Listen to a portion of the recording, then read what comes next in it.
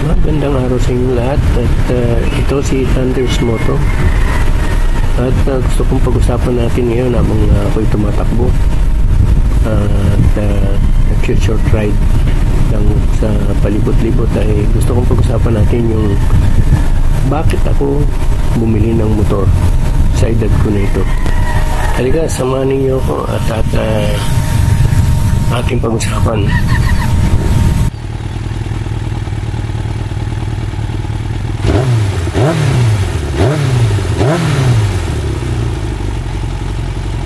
Kung hindi pa kayo nakasubscribe dito sa channel ko at bago pa lang ay mag-subscribe po kayo at pindutin ang notification bell upang makakapanood kayo ng mga susunod kong videos.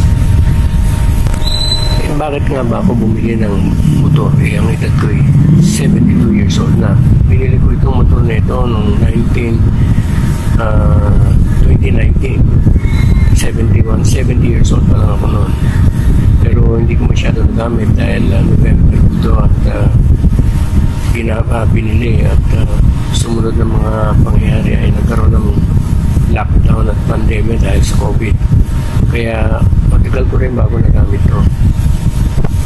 Sa katunayan ay hindi pa nga ako lumalampas sa 3,000 kilometers na mula na ito mabili ko hanggang ngayon. Ako ay 72 years old na at isa sa mga dahilan kung bakit binili ko ito ay ito yung nakikita nyo na yan ay traffic ang isa sa mga dahilan.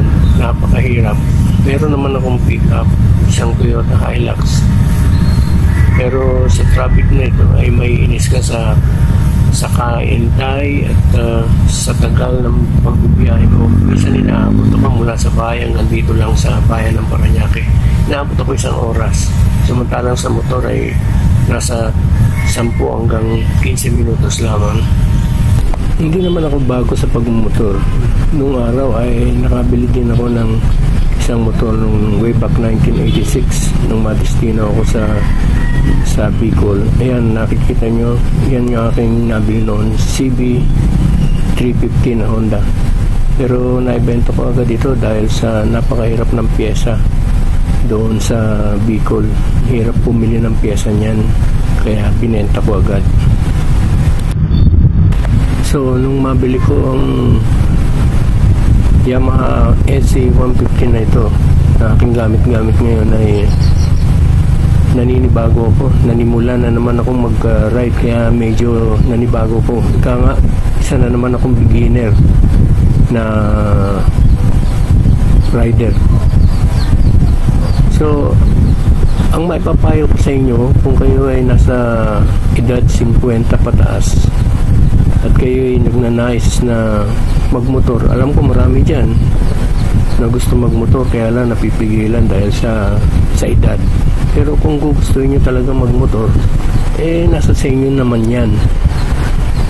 Kayang-kaya niyo bumili ng motor na ito. Ang halaga nito ay 69,900 lang. Pinakamura sa 150 plus at branded pa. Matibay naman ang sa aking paggamit ay matibay naman nito at marami na ako na upgrade dito tulad ng yung hydraulic clutch sa bandang kaliwa ay bago lang yan, wala pa isang buwan ko na i-install yan. Ako na lang po ang gumagawa dahil medyo mahal sa mekaniko. Pag kaya kong gawin. Pero ang isang may papayo ko lamang sa inyo kung kayo gusto talagang bumili ay bumili kayo ng aakma doon sa height ninyo. Dahil mahirap din yung sa edad natin ganito ay baka matumba o maaksidente ka kung hindi akma ang height ng motor ninyo, ang height ng motor ninyo sa taas ninyo. Ako naman ay nasa 5'11" kaya medyo maliit pa itong motor ko. At doon sa gustong ng big bikes ay kung kakayanin yung bumili, why not? Mas gusto ko nga yung big bike. Kaya lang hindi kaya ng bulsa natin. Pero doon sa may kaya ang isang maipapayo ko ay sanayin muna ninyo inyong sarili sa pagsakay at magkaroon kayo ng self-confidence na kayang-kaya nyong magmaneho dyan sa kalsada na libre.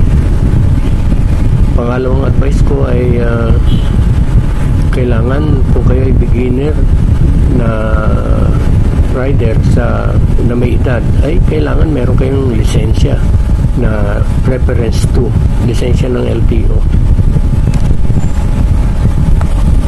Yung tinatakong yung linyang yan ay yan ang motorcycle lane dito sa Parañaque.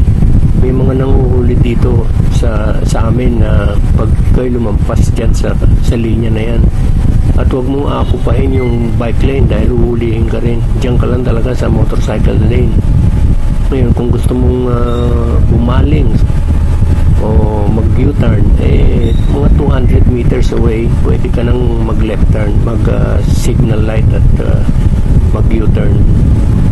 Maigpit dito, kaya yung dun sa mga hindi taga rito na mapapadaan dito ay sundin nyo ito para maiwasan yung paghuli. Maigpit dito ang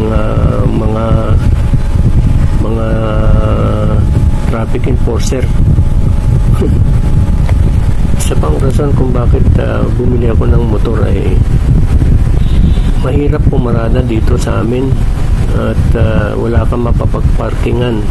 Kaya minsan ang ginagawa ko ay pumupunta pa ako ng SM Sukat, doon ko ipaparada at magpo-commute ako kung pupunta lang ako sa bayan. So doble abala, gastos at pagod. Kaya mahirap talaga.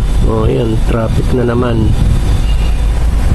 Pero ang pagmumotor dapat maingat ka, hindi ka basta drive lang ng drive. Yung tinatawag nilang kamote riders, medyo matanda na tayo, kaya medyo ingat-ingat at mahirap na maaksidente.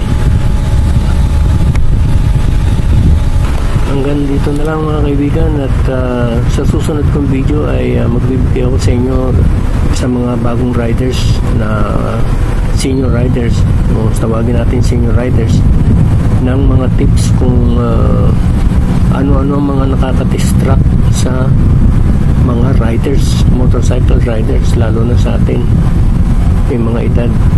So abangan po ninyo ang sa aking susunod na video nito, at maraming salamat sa mga nanood, at huwag kalimutan na mag-subscribe. Nandiyan po sa ibaba ang button, yung red button, at nandiyan po rin yung bell, notification bell. Pindutin lang po ninyo, at ito naman po ay libre, wala namang bayad dito. Parang entertainment lang to, panonood din ninyo. Maraming salamat.